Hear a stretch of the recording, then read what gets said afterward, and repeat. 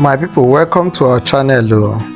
If this one is the first time wey you watch our video, the first time wey you see our video, I beg help us hit that subscribe button, like this video so our YouTube go fit promote am for us. Una thank you, well done. Now if you don't recharge your SLTV Metro and you dey struggle, you need a fit view wetin you recharge for. Now open to your browser. For this case now we dey use Chrome. For that place now type in this website wey dey see here, sltvpro.com/main/cost_login as you see am for screen. Type am like this one na the customer portal. As you don type am, you go see where you go type in your STB number wey be the number wey dey for back of your decoder.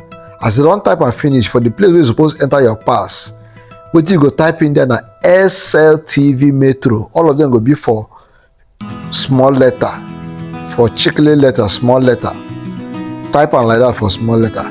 Now as you don type am, e go carry you come this page. As you see this page now, when carry you come, as you don type am now, click login, e go carry you come for this page. Now when e carry you come for this page, now look for your left hand side. The left hand side, you go see place where they write refresh. Click on that refresh.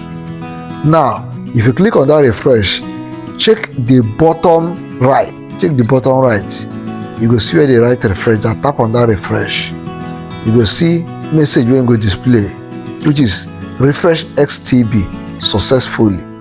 Let me say you don refresh am. Wait for a while and see whether the channel will come up. If you no come up, tap on the refresh again.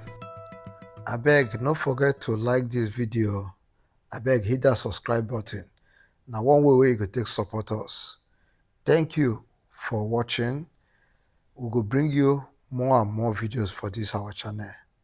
Una well done.